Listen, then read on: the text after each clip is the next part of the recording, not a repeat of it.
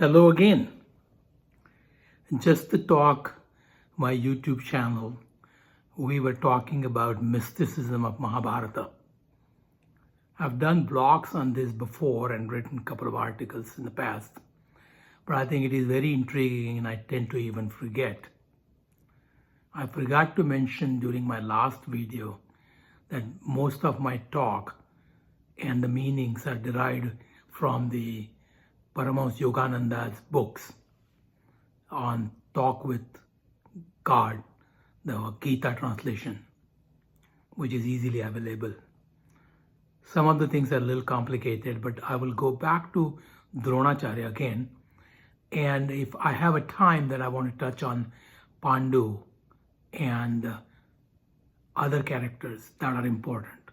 Some of the characters which are mentioned in the first 8 shlokas of the Bhagavad Gita may not be well known to you, but certainly deserve explanation based on Patanjali Sutra Yoga and Yama Niyama, etc. on that.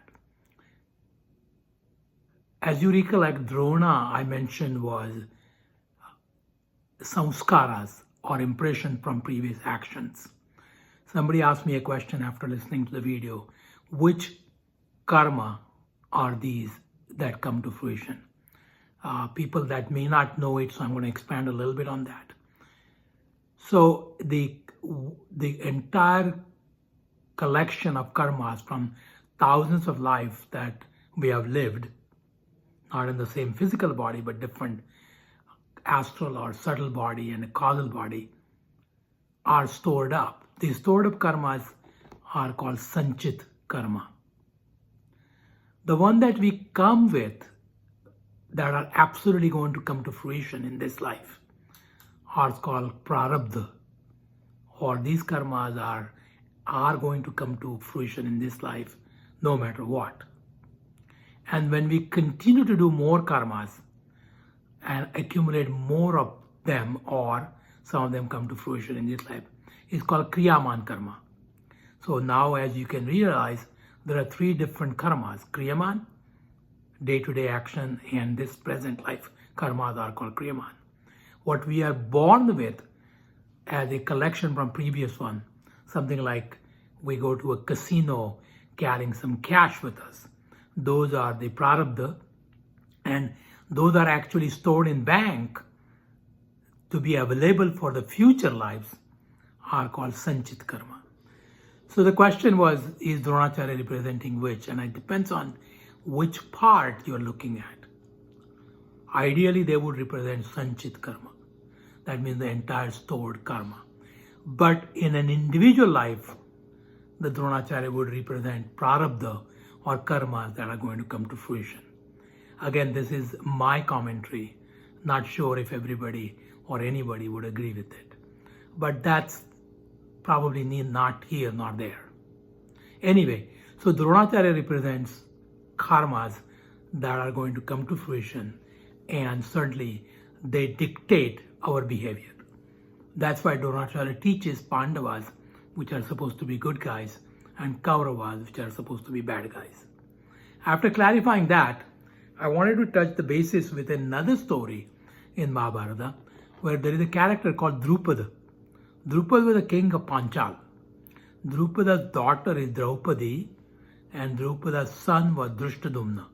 Again, all these names might make you dizzy and your head will start spinning, but to just understand, Dronacharya, before he became the teacher and became Dronacharya, he was Drona, and Drona was friend of Drupada, the king, who became the king. They were going to the same school or the same teacher or guru. One more thing before I go to there. The Drona also comes from Dhru, which means melts.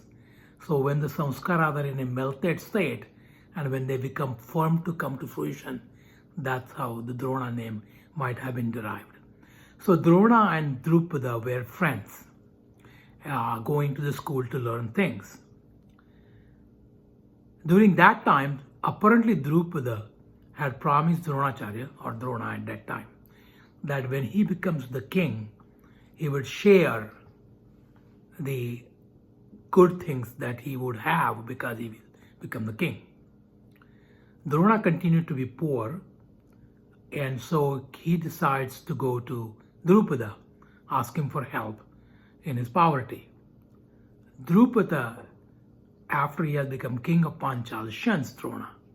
He rejects his expectations, and so Dronacharya becomes mad. With the help of Pandava, he goes to the war with Drupada, wins the war, arrests the Drupada, and is brought in front of Dronacharya. When Dronacharya is looking at him, he decides that he's going to punish him, but being a friend from childhood, he says, I will give you the lower half of your kingdom back, but I will keep the upper half of the kingdom for myself. Being defeated in the war and dejected and insulted, Drupada wants to take vengeance. He decides to pray, meditate, and from a fire, the fire god offers him a son whose name was Drushtadumna. Again, the names have importance if you know Sanskrit, which I don't. But Drushtadumna was the first commander-in-chief of Pandava's army. So he was no small figure. He was the commander-in-chief of the Pandava's army. And when war continued and Dronacharya sits down with the news, which was a mistake or misinformation for today's word, or a fake news, as we say it today, that his son was not actually killed, but they had killed an elephant named Ashwatthama. So Dronacharya was almost undefeatable, as again meaning can tell you. Only way to defeat him was to have him disarmed. So he was given the news that is Ashwatthama has died. As mentioned before, Ashwatthama was his son, but to trap him, actually an elephant named Ashwatthama was killed, and Dronacharya was given the news. He gets ejected, sits on the floor, not able to fight, and at that time, the commander-in-chief, Drushtadumna, who is the son of Drupada, kills him. Now the meaning of all this stuff is difficult, and I have said it to many people that if you try to analyze every little story with these characters, you will come with empty-handed. You cannot explain every story. For example, like Dronacharya and Ekalavya story, which most of us know, where Ekalavya cuts his thumb because he is superior in archery compared to Arjuna. But here coming back to when Dronacharya allows Drupada to keep lower half of his kingdom, it means that Drupada is a devotee who is trying to meditate and uplift himself. When you are trying to concentrate, uplift, and go away from your bad habits, those habits with their implied samskaras or impression try to harass you and bring it. Just like when we are meditating, we think about eating good food, going to a party, drinking alcohol, being with friends, etc., which is all mortal pleasures, and we forget the meditation. So our previous habits, likings, lust, all stimulate us to go away from the meditation. And then we cannot progress where ascending of chakras happens for the Kundalini. So when Dronacharya allows Drupada to keep lower half of the body, or rather the kingdom, is allowing to keep a control on lower chakras, or so-called excretion, procreation, and maybe hunger. But higher chakras, the north one part of the kingdom, he keeps it to himself, where you have to perform more meditation to achieve or get back that part of the kingdom. So the lower half of the body or the kingdom, the procreation, excretion, and hunger is allowed to be kept as a success, but higher one has to be given back.